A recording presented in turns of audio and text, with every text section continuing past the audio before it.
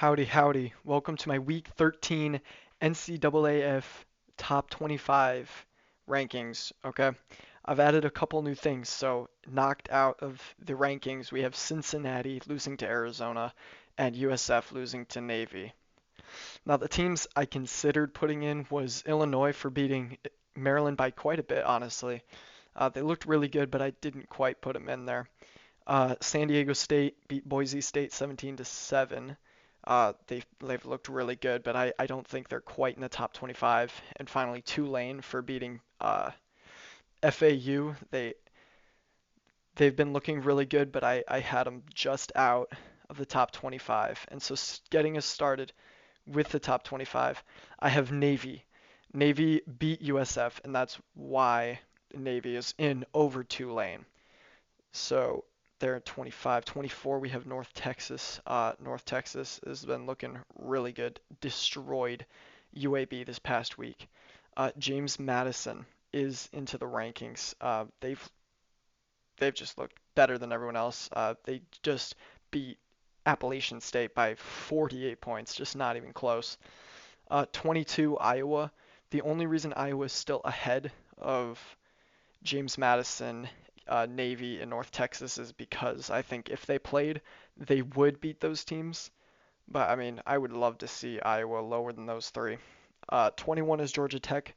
Have never been a believer in Georgia Tech throughout this entire season, and they beat Boston College by 2. So they have not. That's not good. 20 is going to be Michigan. They should have lost to Northwestern, but unfortunately, they got the field goal. 19, Missouri. I mean, they win. They got dropped, I think, from the rankings a couple weeks ago. I left them in, and so I think they deserve to stay in, and they beat Mississippi State again this past week. 18 is Virginia. Looked really good against Duke. Duke may be 5-5, but they're definitely a better than 5-5 team, right? Virginia is really good. I wanted to move them higher, but they're just stuck at 18. 17 is gonna be Texas.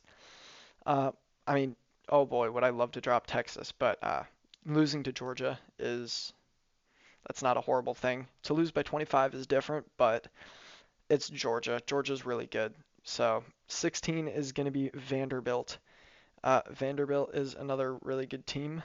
Um, I don't remember who they lost to last week to drop them to 16, but yeah. 15 USC beat Iowa. That's a good win. Iowa got ranked in my rankings for losing to Oregon, and now they lose to USC and they stay ranked. It's ridiculous, but USC, that's a good win. Iowa's a good team. 14 is going to be Tennessee.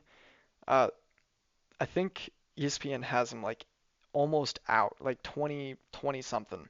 I think Tennessee is just way better than that. They lost to Alabama, and that's why they got dropped so far, and they haven't really recovered. But I disagree with that ranking personally. I think they're a top 15 team. 13 is Miami. Good win against NC State this week. They looked really good, but just sometimes they lose to teams they shouldn't, man. Oh man. 12 is BYU. Looked great. Beat TCU. That's awesome, but they're going to have to stay put at 12. 11 is Utah. Utah beat Baylor by quite a bit, so they stay put at 11, unfortunately. Number 10 is going to be the Crimson Tide.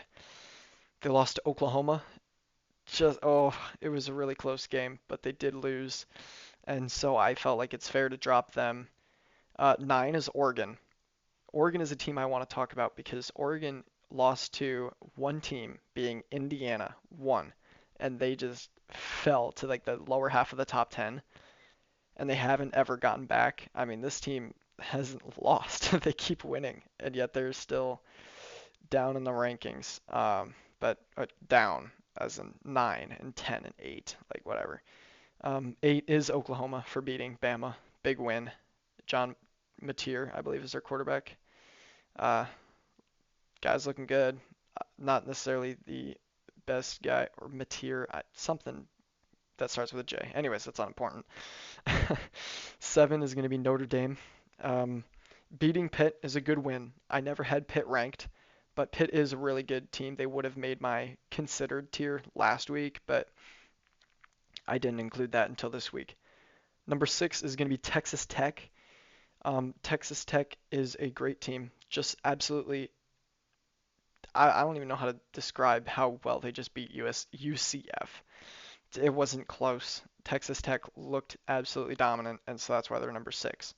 Number 5 is Ole Miss. Um, they struggled against Florida, but I mean, Florida's not a horrendous team. I mean, they're bad. Don't get me wrong, but they're not horrendous. They are an SEC team after all. So Ole Miss kind of stays at 5. Could be considered to be lower than Texas Tech, but I think 5 is fair for now. 4 is Georgia. Uh, wow, absolutely dominant. Honestly, I think I want them at 3 rather than 4, so that could be changed because 3 is Texas A&M. Texas A&M did eventually beat the Gamecocks, but oh my goodness, it was looking bleak. Had to put up a 28-point comeback. That's ridiculous. Um, they did win, so that's why they're still top 3. I mean, they did come back and win, so that's huge for them. But I mean, wow. That's why Indiana has now leaped them into second place again because their win over Wisconsin looked good. Mendoza looks really good. Uh, just a really great team. And most years they probably are number 1, except for Ohio State is literally just the best.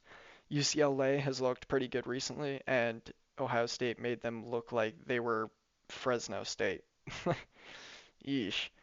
I'm telling you, UCLA looked horrendous. It was bad. Um, they didn't even start scoring points until the end, which is never a good sign. So Ohio State is my number 1 team still for like the quadrillionth week in a row. But let me know what you think my ranking should have been. Is Texas Tech a little higher? Maybe Texas itself lower? Texas A&M maybe out of the top 3? Just let me know what you're thinking. Does Navy make the list? Does Tulane get in? Maybe Illinois? Just let me know what you're thinking. And thank you for watching.